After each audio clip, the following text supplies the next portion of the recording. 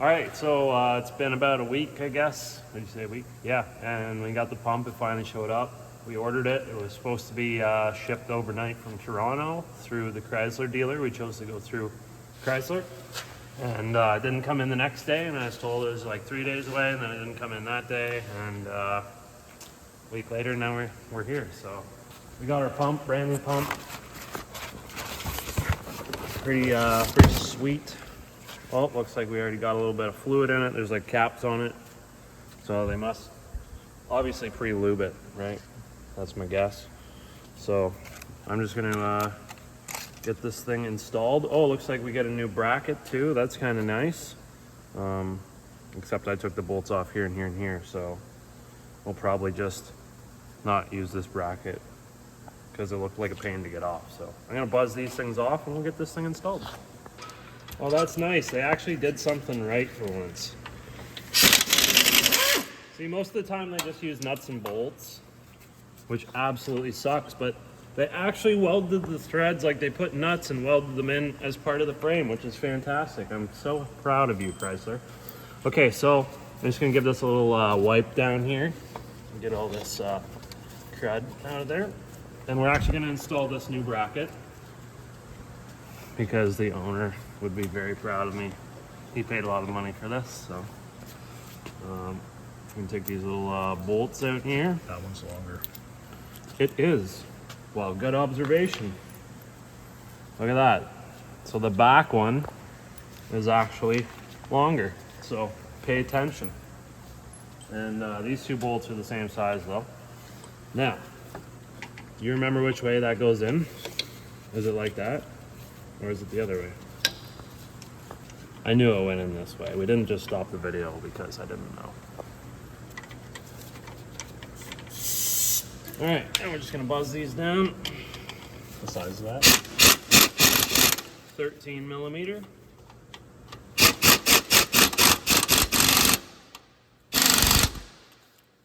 Torque to spec. Now, I will get you some torque specs on the hardware. I'm gonna turn these ones in by hand. We don't want to risk stripping the aluminum because it is an aluminum housing on this. Aluminum's very soft, so I always do aluminum stuff by hand. All right, so for all you torque heads out there that like to torque things down, we've got all of our specs right here. I'm gonna name off in Newton meters, power steering pump bracket to the frame.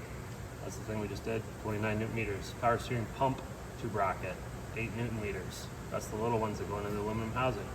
Pressure line to pump hole, 20 Newton meters. Power steering hose routing bracket, 5 Newton meters. And the power steering fluid reservoir bolt, which I didn't take off, 8 Newton meters. Okay, so I'm actually just going to take a little bit of dielectric grease and put them in these connectors. The connectors are weather pack connectors, of course, but I just wanted to make sure that oh shit, we got some grease or some undercoating in there.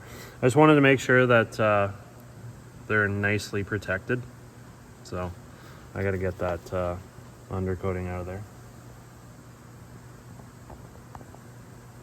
Because like Chrysler wiring, man, they just it always corrodes. So dielectric grease is your best friend, especially if you're driving it through swamps.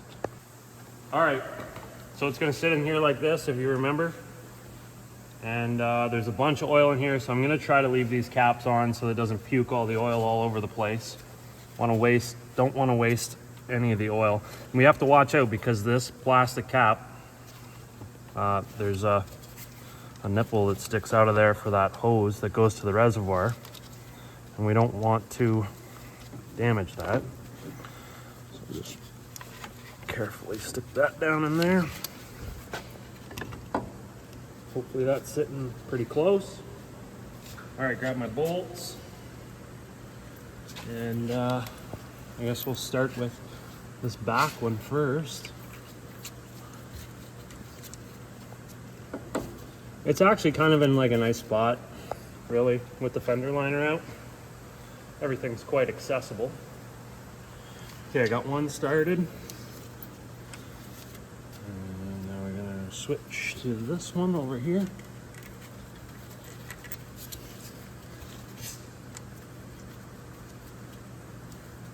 Where's the hole? There it is. Nope, that's not the right hole.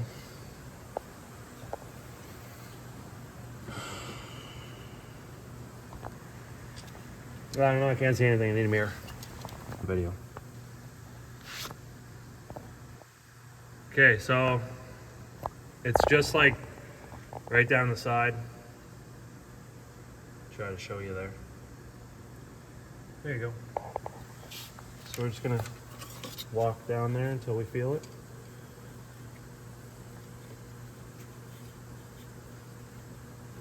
I feel it. The bolt is inserted. We're gonna do this back one first.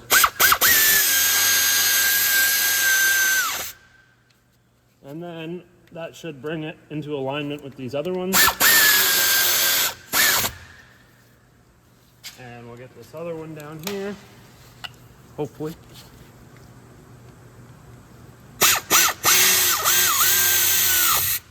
Boom, just like that. I'm gonna go with the 1/4" ratchet now and just make sure they're snug and good.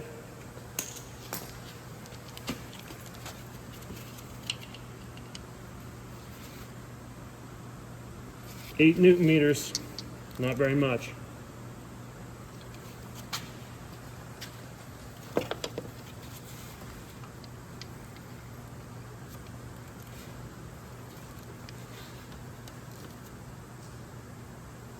Boom. Okay, so we've got our bottom hose. I'm gonna do this one first. It's the rubber one. Make sure that it's clean and that there isn't any obstructions in the hose. Just like that, just slips right on. I'm gonna do my clamp afterwards.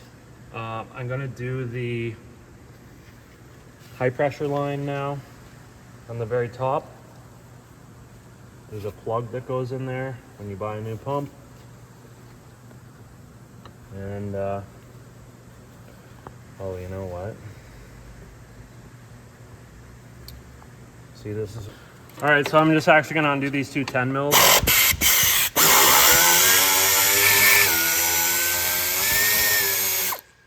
And this is like a bracket for the air box, but I need to get it out of the way to get this line in there.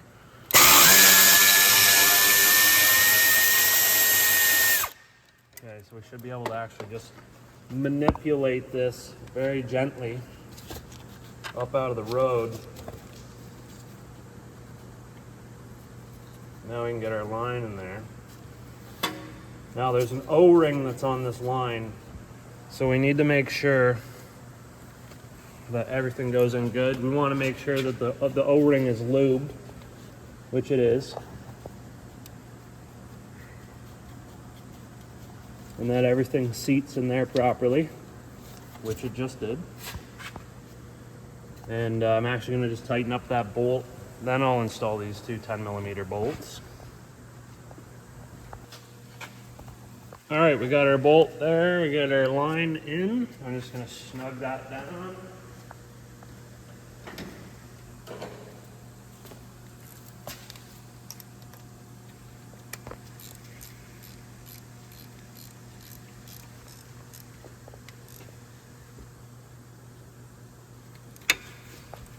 Very good. And our last line up here for our reservoir.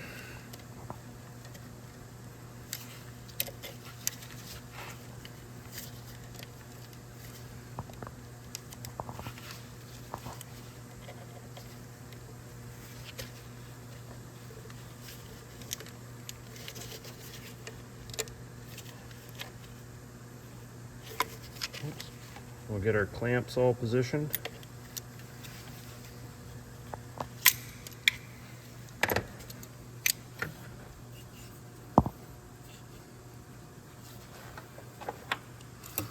Check out where we stand.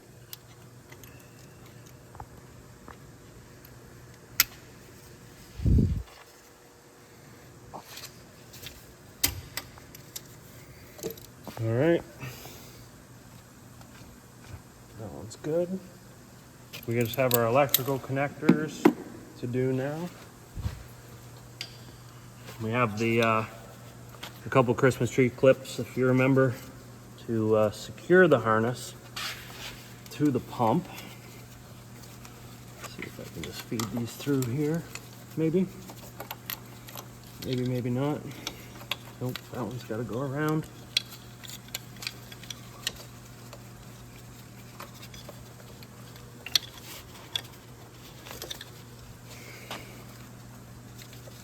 I guess we have to go this way.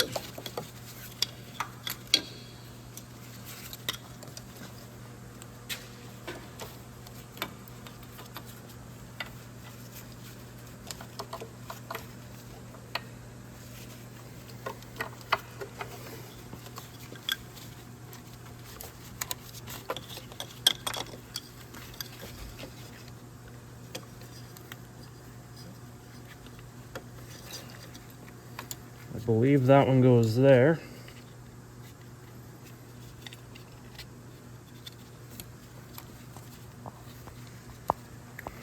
And our 3-wire plug goes on the bottom. Make sure those engage good. And we close our locking tabs. And we just got this other one. It goes over here. Just like so. Perfect, that should be it. I'm just gonna put these two 10mm bolts back in place.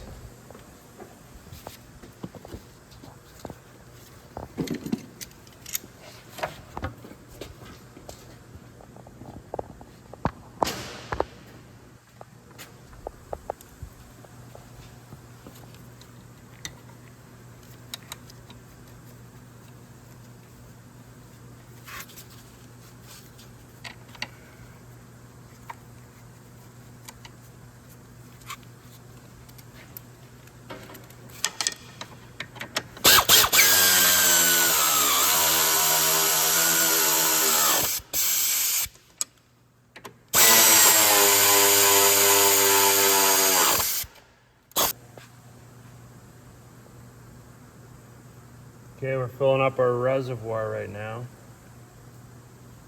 Now there's a bit of a procedure for this. I'm using the electric power steering pump fluid right from Mopar. There's the part number. And we need to put a vacuum on the system to draw any of the air out up into the reservoir. So they call for 20 to 25 inches of mercury of vacuum. You can use a hand vacuum pump like this one. You can pick these up for like 50 bucks Canadian, maybe cheaper. And we need to leave that vacuum on the system for 3 minutes at least. And then check our level. Then it says we have to run the vehicle and turn the steering from lock to lock 3 times. So we'll get this thing set up and we'll pull our vacuum.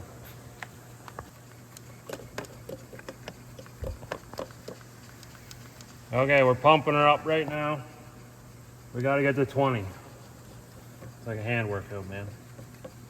Now this Mighty Vac that we got actually came with like a little rubber attachment that actually worked out to be like the perfect size for the reservoir, so that's amazing.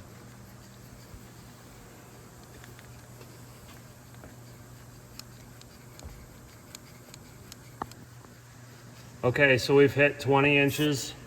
Whoops. Shit, I keep hitting the button. We hit 20 inches and you can see now we're like pretty much at the minimum, so I'm just gonna keep going. And she's a wrist burner, but it's doing its job. It's pulling the air out of the system, that's what we want. And we may need to repeat this process just to get once this goes down. I clamped off the lines so that we didn't lose a lot of fluid. And the pump had some fluid in it from when it was made. So I'm really hoping that we didn't, or we don't need a lot of fluid.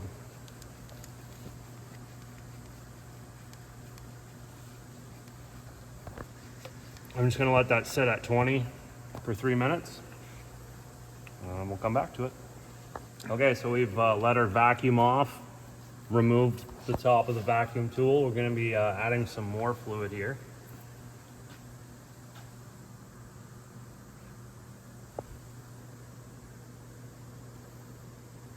And I think I'm probably gonna pull a vacuum again just to make sure 100% that it's full. It says in the service manual that if all the air isn't out, there's a possibility that we could damage the pump, and there's no chance that that can happen for me. So, what I mean is like that, I ain't gonna run the risk. All right, more fluid. Actually, took in quite a bit. All right, we'll be doing round 3 of the vacuum. My forearms are getting quite the pump. Turns out that longer strokes on the Mighty Vac works better than short, fast strokes. All right, we're on round 6 now. Come on, baby. So we can see the fluid's actually rising up the reservoir.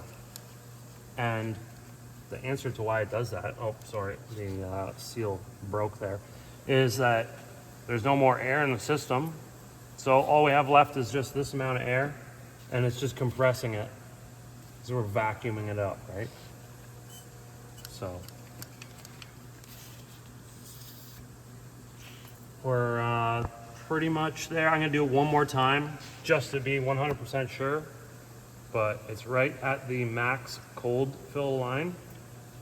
So we'll do one more round, and it should return back to that line once I release this vacuum. All right, so we used a total of, let's see, 523 milliliters of oil. And like I say, I pinched off the lines to try to be conservative and not drain the entire system.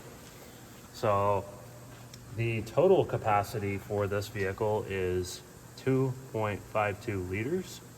And these bottles are sold in 473 milliliters, so just shy of half a liter. We're good to go now. I'm going to put the cap on it, and I'm just going to, I think I'm going to run it without the air box on, because I want to take a look at those lines and just make sure we have no leaks.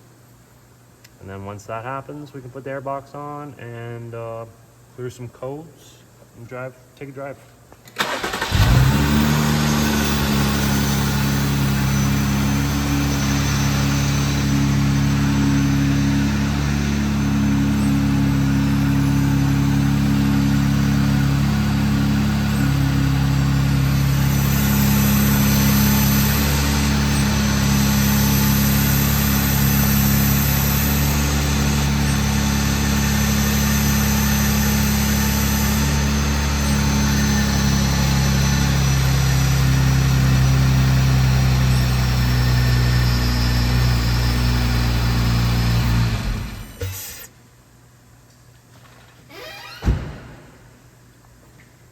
Okie dokie. So we just take a look here. Looks like it took just a little bit down. So I'm just gonna top that up. And I'd say that was a successful install.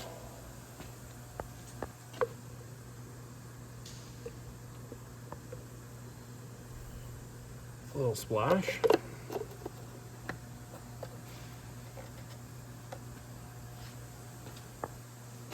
Okay, now we've got these little rubbers right here, and they're sometimes a real pain.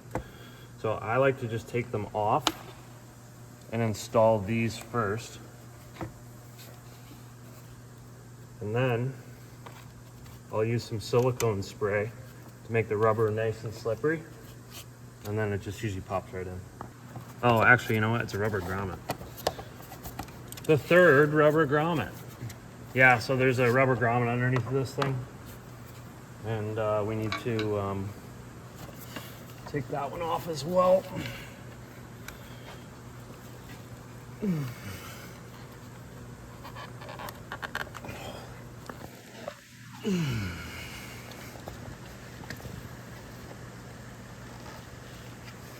There. Let's try that again. Stick that one in there. Now we're good there. Whoops, and now this should go in.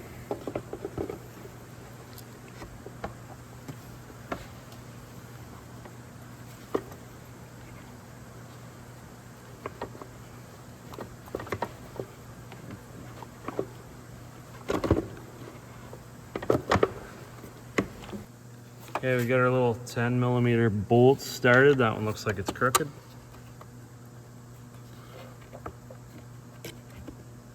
It's a little bit tricky. We've got to go through a plastic housing for the air box, and then also another bracket for something else.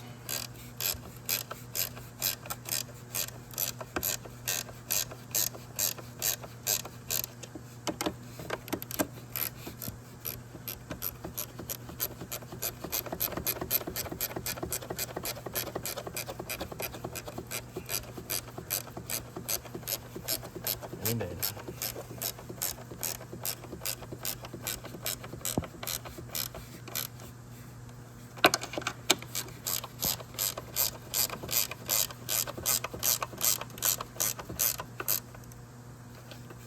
Okay, let's get the filter in it, put the top on it.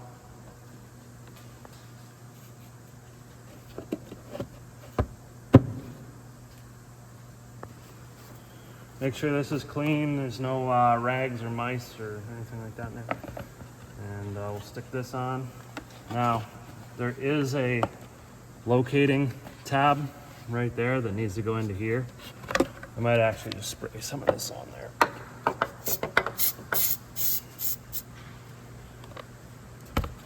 Make her a little slickery.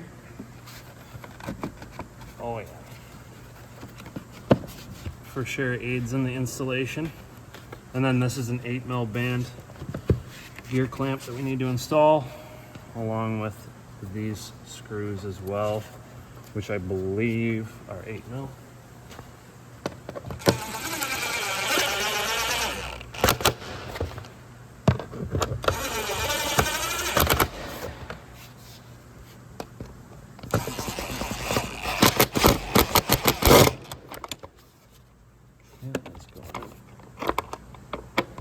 Needed.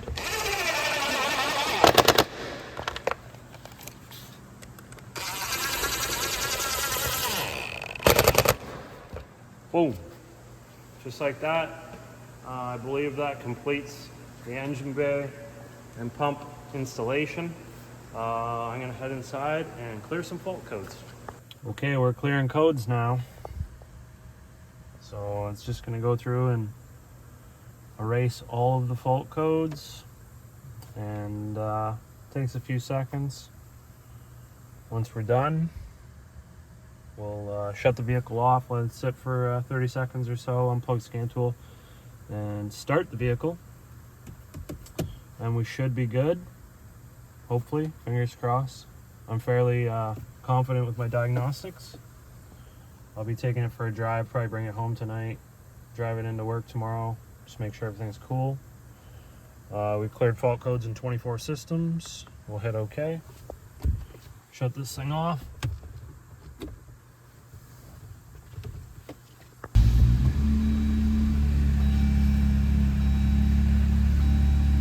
Now, it may say something about the auxiliary switches.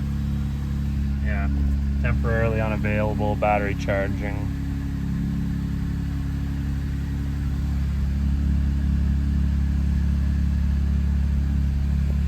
So far so good. And yeah, I'm just gonna have to take it for a drive and run it for a bit, but I'm fairly certain that that's the fix for it. Like I say, we went through all the videos. Part one, go check it out if you obviously haven't watched it. We go through the whole CAN network and tracing down using a multimeter, the voltages you should be reading, and yeah, our conclusion was, we went to the star connector, unplugged it, took us right to our power steering pump. It was shorted internally to voltage, and jamming the network, taking the network down. So that's pretty much it. If you have any questions, throw them in the comments below, and I'd be glad to answer them. Let me know stories of yours if you got a Jeep like this. If it's a Wrangler or a Gladiator and you got electrical problems, throw them in the comments below. I want to read that stuff. I like that stuff, and I'll be glad to answer them. Give the video a thumbs up if you like it, subscribe for more content, and we'll see you in the next one.